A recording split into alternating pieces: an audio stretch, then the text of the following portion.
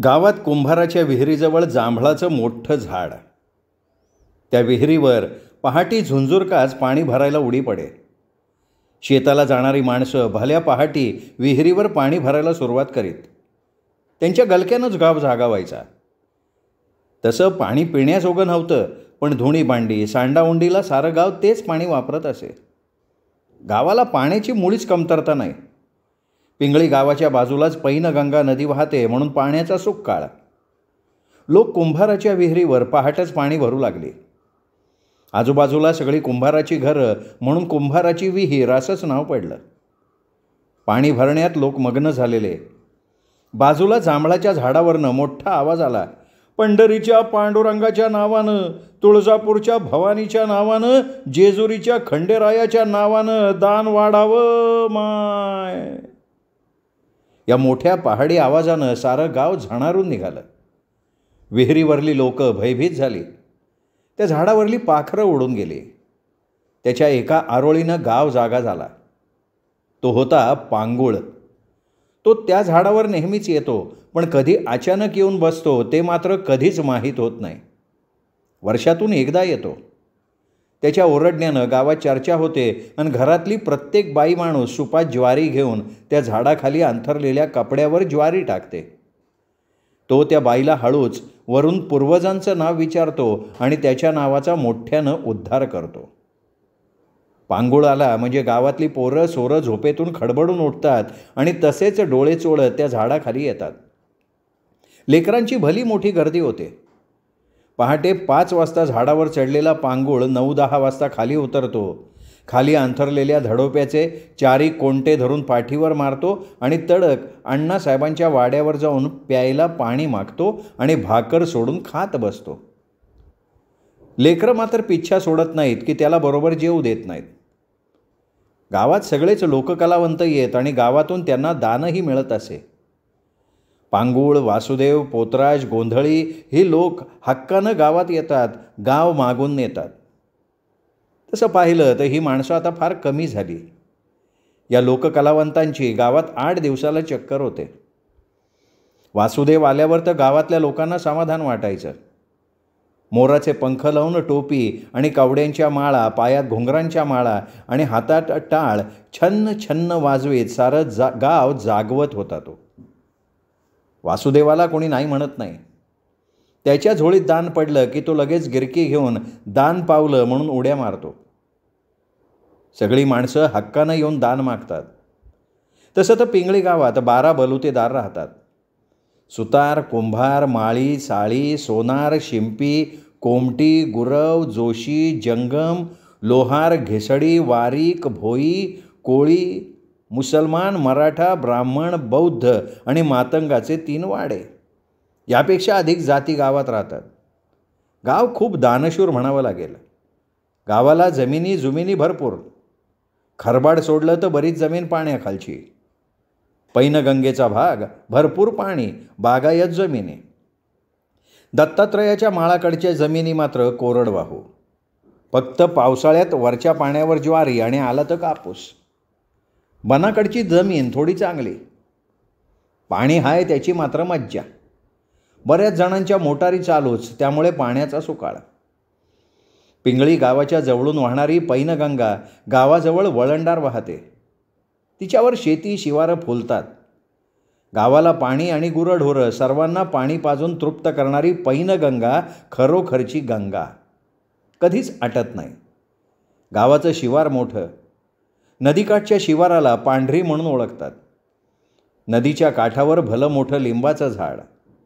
थोडं उंचावर त्याच झाडाखाली पांढरीचा मारुती अख्ख्या शिवारात प्रख्यात, त्यामुळंच त्या शिवाराला पांढरी म्हणत असावेत. झाड खूप जुनं. त्याच्याविषयी खूप बोललं जातं. धनदौलतीच्या गोष्टी केल्या जातात. सोन्याचे रांजण होते म्हणे. काय खरं देव जाणे. एवढं खरं, जागा मात्र भयाण.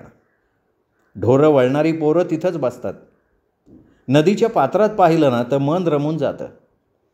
झाडाखाली लहानसा पार बांधलेला तोही आता जीर्ण झाला. म्हातारी माणसं आजही त्या झाडाखाली सोन्याचे रांजण आहेत म्हणून सांगतात. त्या जागची माती पांढरी. कोण्या काळी तिथं लहानसं गाव होतं, ते बुडालं का उडून गेलं कोणास ठाऊक. तसंच खरबाकडवे ढोरकी पोरं सोरं ढोरं वळतात पार दत्तात्रयाच्या माळा पस्तोर. माळावर मोठं दत्तात्रयाचं जुनं मंदिर. पोळ्याच्या दुसऱ्या दिवशी तिथं जत्रा भरते. शाळेतली पोरं तिथं सहल म्हणून जत्रेला जातात. पाडव्याच्या पुढं ते शिवारात खूप भयान ऊन तापतं, तेव्हा ढोरकी पोरं आणि जनावरं झाडाखाली ऊन टाळतात. होळीच्या सणाला पोरं सोरं पळसाची झाडं बघत फिरतात. वरून ऊनही लागतं. अनवाणी ही पोरं माळ रानात फिरतात. एखादं पळसाचं झाड दिसलं की ते खुश होतात. माळरानात पळस फार फुलतो. या दिवसात पळसाचं झाड फुलावर येतं आणि लाल भडक फुलं घेण्यासाठी पोरं त्या झाडावर चढत तर काही खाली उभी राहून फुलं वेचत. पळसाची आणलेली फुलं वाळवून त्याला कुटतात आणि तयार होणारा गर्द गुलाबी रंग होळीच्या शिमग्याला खेळतात. एकमेकांच्या अंगावर फेकण्यात दंग असतात. रंग संपला की त्यांना भान राहत नाही आणि मग ती पोरं माती, चिखल, तव्याचं काळं आणि तेल मिळून तोंडाला लावतात. त्यांना मजा वाटते. उरलं सुरलं टाकीतलं खराब पाणी अंगावर फेकतात. आखरीला कपडे आणि बनियान फाडूनच त्यांना समाधान मिळतं. अशी त्यांची होळी. या मजेदार धुळवडीची मुलं वर्षाला वाट बघतात. असा रंगानं लालेलाल करणारा पळस खरबावर फुलून यायचा, मन मोहरून टाकायचा. ही पळसाची फुलं तोडायला जमलेल्या पोरांच्या पण गमती जमती होत. यशवंतच्या बरोबरची पोरं यशवंतसोबत राहायला लागली. बंड्या आणि यशवंताचा चांगला दोस्ताना. एकमेकांना खूप जीव लावत, मनातल्या गोष्टी बोलून बी दाखवत. तसा बंड्या सगळ्यापेक्षा थोडा मोठा असल्यानं पोरासोबत टप्पोऱ्या गोष्टी करे. पण त्याचं देशावरही खूप प्रेम. त्याचं देशप्रेम नेहमी उफाळून यायचं. देशावर जर संकट आलं तर मी कसा लढीन हे तो ॲक्शनसह सांगायचा. तो जसं देशावर प्रेम करतो तसं मुलीवरही त्याचं तेवढंच प्रेम. त्याचं प्रेम गावातल्या मांगवाड्यातल्या चैनीवर. त्याच्या प्रेमाच्या गोष्टी सगळ्या पोरांना फार मजेशीर चवीनं सांगतो तो. वेळोवेळी तो तिच्या प्रेमाच्या गोष्टीवर बोलतो, तिच्या मागं फिरतो. तिच्याशी बोलण्यासाठी त्यांनी कितीतरी प्रयत्न केले. कितीतरी वेळा त्यांनी मांगवाड्यातल्या बाया माणसांना तिच्यापर्यंत आपल्या प्रेमभावना सांगण्यासाठी प्रयत्न केला. तशी त्याची मुलींना बोलण्याची पद्धतच वेगळी. तो मुलींविषयी सांगताना मशीन, बिल्डी, दाव, आयटम, पीस, माल असे शब्दप्रयोग करतो. हे असे कितीतरी शब्द त्याला माहिती.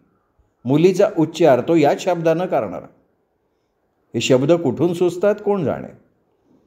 फटकळ असलेला बंड्या मनात काहीच ठेवत नाही. सगळं पोरांना सांगतो. त्याच्या प्रेमाला चैनीनं आजपर्यंत फक्त हसून साथ दिली.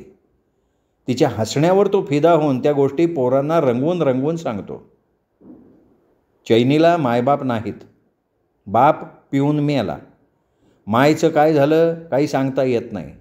मेली, पळून गेली. तिच्याविषयी खूप बोललं जातं.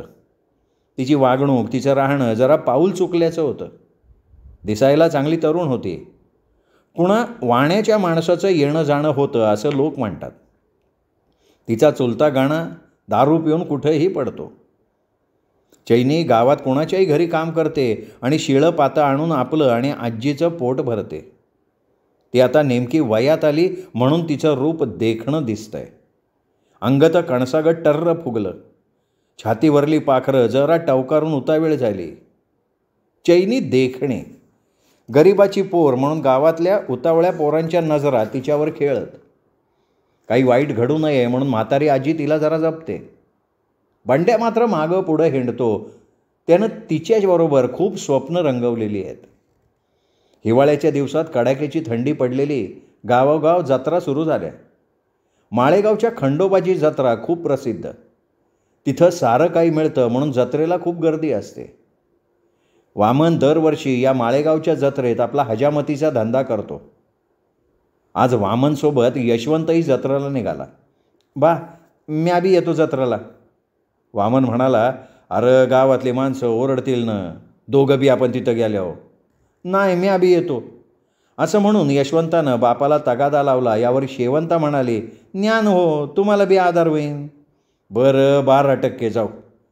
असं म्हणून वामन डोंगरगावला गेला आणि पाटलाला सांगून आला. तोवर यशवंतानं 2-3 हजामती केल्या.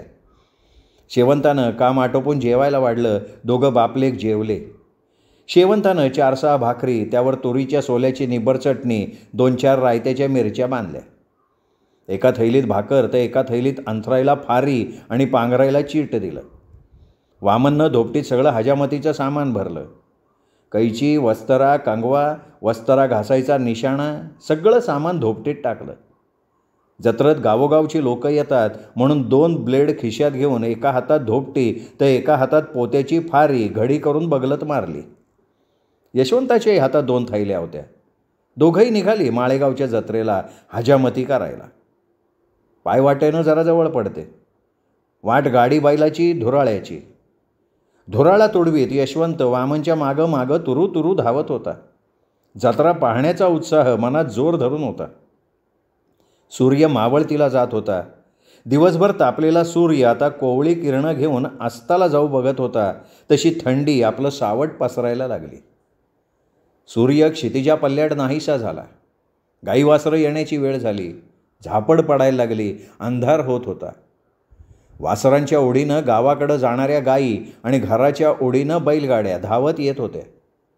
नेमकं अंधारानं आपलं सावट पसरलं तोच दोघं जत्रेच्या जाग्यावर पोहोचले. वामनला दरवर्षीची जागा माहिती होती. वामन सरळ लिंबाच्या झाडाखाली आला. थोड्याच अंतरावर लहानसं तळं दिसत होतं. खारबाड जागा. थोड्याच अंतरावर मसनवाट्यातल्या दगडांच्या रांगा दिसत होत्या. जत्रा अजून जास्त भरली नव्हती. आत्ता कुठे एक एक दुकान मांडू लागले तर काहीजण आपली जागा साफ करण्यात मग्न होते. हॉटेलवाले आपले तंबू उभारत होते. आकाश पाळणे तेवढे आधीपासनं फिरत होते. वामननं झाडाखाली आपली धोपटी टेकवली. यशवंता चालून चालून खूप थकला होता. चटकन खाली उखड बसला. बा हिथं आहे का आपली जागा?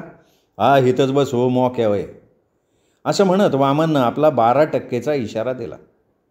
मोठे दगड पायानं बाजूला सारले. बाजूचा झाडू घेऊन वरवर झाडून काढलं. फारी काढून अंथरली. सगळीकडे अंधार पडला. कुठं कुठं लाईट चमकत होते. मोठ्या मोठ्या दुकानदारानं लाईट भाड्यानं घेतली. यशवंता हलक्या आवाजात म्हणाला, बाबा भूक लागली हो. बरं चल जेवूया. असं म्हणत वामननं भाकरीची थैली जवळ घेऊन भाकरीचं गाठोडं बाहेर काढलं. वामन तांब्या घेऊन पाणी आणायला गेला. तोपर्यंत यशवंतनं भाकर सोडली. दोघं बापलेक अंधारात भाकर खात बसले. एक भाकर आणि सोल्याची चटणी यशवंतला पहाटसाठी ठेवली. उद्या खरीच जत्रा, म्हणजे पालखीचा दिवस. पालखीला मुंग्यांसारखी माणसं येतात. उद्यापासून 2 दिवस जत्रा उलथून जाणार. उद्या जास्त मानाचा दिवस म्हणून काम जास्त लागतं. लवकर उठावं लागतं म्हणून लवकर झोप, असा इशारा वामननं यशवंतला दिला. दोघेही लोकांची खटाटोप पाहत पाहत आडवे पडले. रातभर झोप कशी नाही. पहाटे जरा डोळा लागला. भनभन झालं तरी कळलं नाही. वामन उठला. यशवंतला आवाज दिला, यशवंता, यशवंता, अरे उठ, भनभन झालंय. यशवंताला उठवून वामन तोंड धुवायला पाणी घेऊन आला. दोघांनी तोंड धुतलं, पण चहाचं जुगाड लागत नव्हतं. हातरण पांघरून गुंडाळून ठेवलं. तोपर्यंत सगळं गाव चिवचिव झालं. सूर्य आपली कोवळी किरणं घेऊन हजर झाला. वातावरण प्रफुल्लित झालं. दूधवाले आले आणि हॉटेलवाल्याने आपल्या भट्ट्या पेटवल्या. चहाची किटली वर ठेवली. तवा वामन यशवंताला बरं वाटलं. जवळच्या हॉटेलात दोघा बापलेकांनी चहा पिला. बाबा आता काय हो? आता पोत अंथरण लागा कामाला. तो स्वतः 12% तयार होता. वामननं पोतं अंथरलं. धोपटी उघडली. 50 पैशाची उदबत्ती आणून पेटवली. धुवा ओकणारी उदबत्ती धोपटीवरून ओवाळून जवळच खुपसून टाकली. भग भग धोपटं निघालं. तसं गिराईक चालू झालं. अरे कोण आहे इथं? गिरायकानं विचारलं. तसा वामन उठला आणि गिरायकाला बसवलं. यशवंतानं तांब्यात पाणी आणलं. थंडीमुळं पाण्याच्या वाफा निघत होत्या. गिरायकाच्या हातात फुटका आरसा देऊन धंद्याला सुरुवात केली. आजूबाजूवाले बिराड मांडू लागले. हजामतीचा धंदा रामपाऱ्यात सुरू. पण गिराईक एका नमुन्याचं थोडंच असतं. बरं साहेब, ठीक आहे साहेब म्हणून कसं काढायचं हे वारकाला थोडंच सांगावं लागतं. बापाबरोबर यशवंतही लवकर धंद्यात पटाईत झाला. गिरायकात कधी खटके उडत, पण प्रेमानं घेत. यशवंताला गिराईक मात्र दाढीला आडवं उभं सुलटं खारडायला लावून बेजार करत असे. गिराईक मग ओरडायचं, आग व्हायला लागली र. हा रोजचा पाढा, त्यात काय नवीन. गिरायकाचा बहाचरपणा वारकाला माहिती. त्यांच्यामुळं वारकाचा दिमागही जोरात चाले. 10-10:30ची वेळ झाली. जत्रेला जोर चढला. दुपारी 2 वाजता खंडोबाची पालखी निघणार होती. त्यासाठी जत्रेत अफाट गर्दी झाली. आता रोडवरला गावातल्या वारकाचा खोका उघडला. त्याच्याकडेही चांगली गर्दी झाली. त्याच्या दुकानात खुर्च्या होत्या. काम सारखंच, पण मन बहाचर गिरायकाचं. पण वारकाची वारकाला भरती हिरस. पुन्हा गिऱ्हाईक यावं म्हणून त्याच्या नको तेवढी मालिश करतील. साहेब पुन्हा या बरं असंही म्हणतील. लाचारी करतील, पण वट न धंदा करणार नाहीत. खाणाखुणा इशारे करून बोलवत होते. या सगळ्या गोष्टी नव्या पिढीच्या यशवंतला पचत नव्हत्या. दुपार होत चालली. दिवस कल्ला. पालखीची गडबड सुरू झाली. पाहता पाहता रस्ते गच्च झाले. बाया, पोरी, पोरं सोरं आणि जिकडं तिकडं आवाजाचा गोंगाट. सर्कसवाले, आकाश पाळणेवाले आणि मौत का कुवाच्या दसके तीन या गोंगाटानं तर कान फाटाय झाले. पालखीला अफाट गर्दी होती. पालखी पूर्ण जत्रेत फिरून जागेवर गेली. आता मात्र जत्रेला सुरुवात झाली. इकडं पालखी जागेवर येते तेव्हा तिकडं जत्रेला सुरुवात होते. सगळ्या प्राण्यांच्या खरेदी विक्रीला सुरुवात होते. माळेगावची जत्रा पूर्ण महाराष्ट्रात प्रसिद्ध म्हणून इथे उंट, घोडे, बैल, गाई, शेळ्या, मेंढ्या, ससे, गाढवं, घोडे अशा साऱ्या पाळीव प्राण्यांना आणलं जातं. त्यांची खरेदी विक्री होते. लोक जत्रेत मग्न झाले म्हणून वामन आणि यशवंता जरा निवांत झाले. गिरायकांची ढील पाहून यशवंता जत्रा पाहायला निघाला. जत्रेत खूप गोष्टी त्याला बघायला मिळाल्या. मंदिराच्या आवारात भला मोठा चमचम ढगला घालून डफाच्या तालावर नाचणाऱ्या मुरळी. एकच न इथं अनेक वाघ्या मुरळ्यांचे चुंगे यशवंतनं मोठ्या कुतूहलानं पाहिले. वर्षभर गावोगाव जागरणं करून आपली पोटं भरणारी ही वाघ्या मुरळी खंडोबाच्या दरबारात डफ वाजवून खंडेरायाची आज्ञा घेतात असं म्हणतात. जत्रेत फिरताना यशवंतची नजर बाजूला उभ्या असलेल्या पिना, रिबीन, फुगे टांगलेल्या कटलरी दुकानावर गेली. तिथं उमा काहीतरी घेत होती. सोबत पोरी सोरी आणि घरची बाया माणसं होती. उमा पाहण्यात मग्न होती. लांब लचक वेणी, गोरी गोमटी खुलून दिसत होती. यशवंतनं सहज पाहिलं. उमा दिसताच त्यानं नजर वळवली, पण त्याच क्षणी तिची नजर यशवंतावर पडली. तिनं हातातली वस्तू हातातच ठेवत त्याच्याकडे निहाळून बघितलं, पण यशवंत क्षणात तिच्या नजरेआड झाला. उमाचं मन बेचैन झालं. एखाद्याच्या हातात दिलेला हात अलगद काढून घ्यावा तशी यशवंतनं तिच्या नजरेतनं आपली नजर चोरून घेतली. तिथं चोरलेली नजर मात्र पुन्हा एका हॉटेलात उमाच्या नजरेत सापडली. यशवंत एका हॉटेलात गेला. त्यांनी पाणी प्यायलं. त्याच हॉटेलात उमा सगळ्या परिवारासोबत जेवत होती. त्याचं लक्ष नव्हतं, पण तिने त्याला एकटक पाहिलं. जेवायला बोलावण्याची ओढ निर्माण झाली, पण क्षणात तो तिथनं निघून गेला. कदाचित त्यांच्यात लपाछपीचा खेळ चाललेला होता. वाजत गाजत बकऱ्याचे नवस खंडोबाला चढत होते. यशवंतनं हे कधीच पाहिलं नव्हतं. नवसापुढं बिचाऱ्या बकऱ्याच्या जीवाचं काय हे असं समजणारी माणसं तो उघड्या डोळ्यांनी पाहत होता. थोडा वेळ उभा राहून यशवंत बापाजवळ आला. दुपारचे 3-4 वाजलेले असावेत. लोक जत्रेत मग्न होते. गिराईक शांत होतं. समोरच्या माणसाची हजामत वामन करत होता. यशवंत जवळ पोत्यावर बसला होता. तेवढ्यात उमा मैत्रिणीसोबत यशवंत समोरनं जात होती. एकदम दोघांची नजरानजर झाली, पण यशवंतनं तिच्याकडे चटकन बघितलं, नजर फिरवून टाकली. यशवंत लाजला. त्याला हजामतीच्या पोत्यावर बसलेलं उमानं पाहिलं आणि ती सारखं पाहत पाहत पुढे गेली. कळत नकळत यशवंतनं 4-2 वेळेला बघितलं. उमा सारखं त्याच्याकडे बघत बघत नजरेआड झाली. तेव्हा यशवंत शांत झाला. उमानं आपल्याला इथं पाहिलं म्हणून त्याच्या मनाला चुटपुट लागली. मग सांच्याला गावाकडे जायचं का? यशवंतनं बाबाला विचारलं. नगर आजची रात राहू, पहाट झापडीला निघू असं वामननं म्हटल्यावर यशवंतला बी वाटलं रातच्याला नको, पहाटच जाऊ. यशवंतनं रातची एक भाकर काढली, खायला सुरुवात केली. 5-6 वाजले असावेत. एवढ्यात गावातलं सीतारामचं बाळ आणि बाबू दोघंही अट्टल पिदाडे येऊन हजर झाले.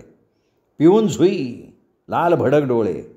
आपलं अंगही तोलता येत नव्हतं म्हणून दोघंही एकमेकांच्या आधारानं खेटून उभे राहिले. भावळ्या उडवत बाळ्या म्हणतो कसा, वामन काय म्हणतं रे दांदा. त्यांचा पिदाडा अवतार बघून वामननं उडत उडत उत्तर दिलं, काय म्हणणार, बरं आहे आपलं, करावं लागतं बा. आणि तुम्ही कुठं निघाल्या डुलत डुलत? तुमचं बरोबर दिसायलं. आलो असंच डुलत डुलत. बाळ्याला दुजोरा देत बाब्या म्हणाला, चला वाटलं म्हणलं हाय आपल्या गावातलं माणूस, जावावं भेटून.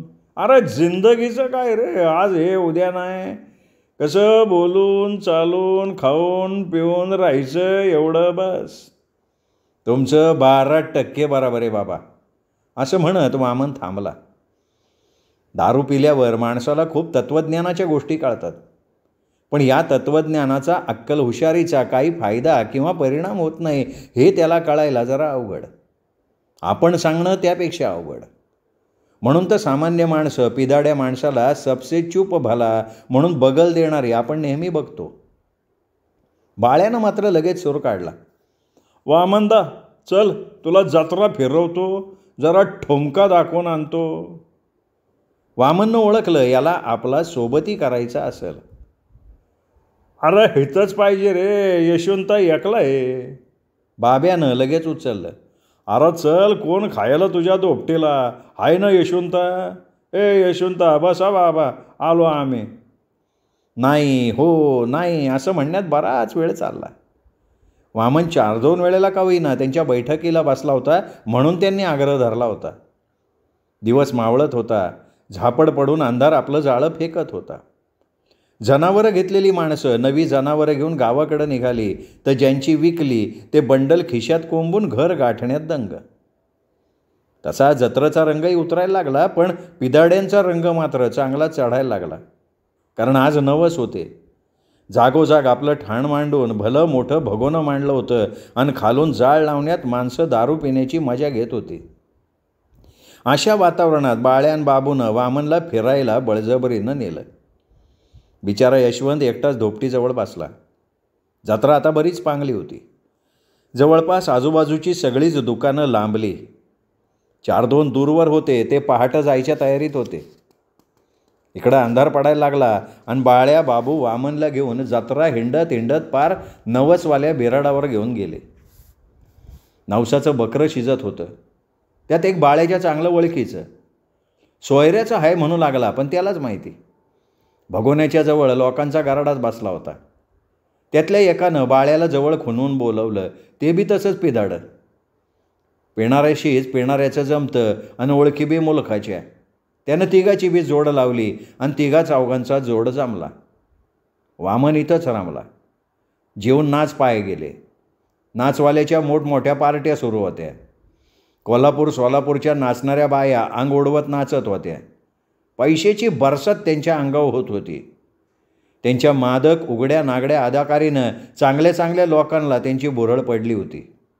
चांगली मातब्बर माणसं समोर बसून नाही ते चाळे करत होती. बराच अंधार झाला. इकडं आसपासची बेरेच बिराडं आवरून निघून बी गेली. यशवंत एकटाच थंडीत कुडकुडत पोत्यावर बसला. भूक लागली. समोरचं हॉटेल सुरू होतं. त्या हॉटेलातला लाईट खूप दूर पडत होता, पण त्या लाईटानं हॉटेलातली 4-2 माणसं यशवंताला दिसत होती. त्या आधारानं यशवंत बसला. वेळ वाढत चालला. पोटात भूक लागली. रात्रीचे 8-9 कधीच वाजून गेले. जवळपास 10 वाजले असतील. यशवंत उपासी पोटी गोडग्यात डोकं घालून बसला. एक तर थंडी आणि भयानक अंधार. गावाच्या बाहेरची जागा. हॉटेलातल्या उजेडानं जिलबी प्याडा चिवडा दूरवर दिसत होता, पण पैसा सगळा वामनजवळ. यशवंत गुडघ्यात डोकं ठेवून डोळे लावून बसायचा आणि लगेच अजून जरा चावल लागली की खडबडून वर डोळं काढून बघायचा. जागा खरबाड, भेसूर, भयान. गावाबाहेर मैदान, गाववाल्यांची हागंदारी ती. 11 वाजत आले तरी पण वामन अजून आला नाही. कुत्र्यांचं भुंकणं सुरू झालं. काही जोरात भुंकत, काही लांब आवाजात गौरत. 11 वाजल्यानं आवराआवर करून समोरचं हॉटेल बंद होण्याच्या तयारीत होतं. यशवंत वाट बघत रडकुंडीला आला. आता काय खरं नाही असं त्याला वाटायला लागलं. आपण रातभर अंधारात एकटेच राहणार असं त्याच्या बालमनाला वाटायला लागलं. रात्र जास्तच होत चालली. नाचगाण्याच्या पार्ट्यांचा आवाज वाऱ्याच्या सुतावर कानी पडत होता. हॉटेल बंद करून नोकर घरी गेले आणि मालक लाईट बंद करून झोपला. यशवंत दोन्ही पायाच्या गुडघ्यात डोकं ठेवून रडत होता. टप टप अश्रू गळत होते. नाही ती भीती आणि विचार मनात घोळत होते. काय करावं काही सुचत नव्हतं आणि काहीच माहितीही नव्हतं. जीव तळमळत होता. हृदय भरून येत होतं. तोंडातून आवाज निघत नव्हता. जरा चावू लागली की यशवंत डोकं वर करून पाहत असे. पुन्हा डोकं गुडघ्यात ठेवून तो रडायला लागला. जवळपास अर्धी रात्र झालेली असावी. यशवंतच्या दिशेनं येणाऱ्या 3 माणसांच्या वलसावल्या जाणवल्या. त्या फक्त बडबड बडबड बोलत होत्या. यशवंतनं वर डोकं करून बघितलं. डोळ्यातल्या आसवांनी अंधुक दिसायला लागलं. दोन्ही हातांच्या मनगटानं डोळे पुसले आणि न्याहाळून आवाजाचा चाळ धरला. बडबड करत चालत बोलत येणाऱ्या सावल्या यशवंतकडे येऊ लागल्या. नाना विचारांनी गोंधळून गेलेला यशवंत मनात थोडा घाबरला. पाहता पाहता त्या 3 वलसावल्या माणसाच्या रूपात यशवंत समोर येऊन उभ्या राहिल्या. यशवंतनं वर पाहिलं आणि दाबून धरलेला हुंदका आवरला नाही. त्यांनी जोरात हंबरडा फोडला. बाबा तुम्ही आलात, मला खूप भेव वाटलं हो, असं म्हणत यशवंत उभा राहिला. पण एकाही शब्दाचं उत्तर वामनकडनं मिळालं नाही. यशवंतनं पुन्हा विचारलं तोवर वामन धाडकन खाली उताणा घार पाडला. सोबत आलेले बाळ्या आणि बाब्या, येतो रे बाबा, सांभाळ याला, तुझा बाबा 12% पंग झाला, म्हणत हसत आले तसे डुलत डुलत निघूनही गेले. बडबडणाऱ्या वामननं खूप दारू प्यायली हे यशवंतला लगेच कळालं. त्यांनी स्वतःला सावरलं. वामनला हातपाय सरळ करून झोपवलं, पांघरण टाकलं. यशवंत वयानं लहान पण समजदार. बापाला एका शब्दानं दुखवायचं नाही. त्याची भीती जरा कमी झाली. सोबत असून तरी काय, मेल्यात गणती. हातपाय सरळ करताना वामनच्या खिशात एक मिरची भाजा कागदात गुंडाळलेला सापडला. यशवंतनं तो काढून खाल्ला, तांब्याभर पाणी प्यायलं आणि वामनच्या बाजूला आडवा झाला. वामनला शुद्ध नव्हती आणि यशवंतला झोप नव्हती. खालून खडे रुतत होते. आपली अवस्था, समाजाची अवस्था आणि दारूचा विचार मनात करण्यात सगळी रात्र फक्त आडंग बदलण्यात घालवली. पहाटी पहाटी जरा डोळा लागला. उजाडलं आणि वामनला जाग आली. त्यांनी यशवंतला उठवलं. तोंडातून दारूचा भपका येत होता. आपण 12% चुकलो, आपण काहीतरी गुन्हा केला असं वामनला वाटायला लागलं. म्हणून तो शांत आणि खजीलही झाला होता. दोघंही उठले. चहाची वेळ झाली. पण वामनच्या खिशात चहाला सुद्धा 2 रुपये नव्हते. वामन चुकल्यासारखा शांत होता. यशवंतनं वामनची अडचण ओळखून घेतली. रात्री बाळ्यासोबत जाऊन स्वतः केलेली चूक वामनला बोचत होती. मग कशाला आपण अजून बोलून त्याला दुखवायचं, म्हणून यशवंतनं बापाला एक शब्दही केला नाही. बरीच बिऱ्हाडं काल रात्री निघून गेली होती. राहिलेले आसपासचे आता पहाटे निघायला लागले. कुणीच कुणाला काही बोललं नाही. वामनला आपली चूक कळली होती आणि यशवंत बाबाला दुखवू शकत नव्हता. श्रोते हो, हा होता अशोक कुबडे लिखित गोंडर या कादंबरीचा दुसरा भाग. तिसरा भाग उद्या. ऐकत रहा दीपक रेगे कथाकथन चॅनल.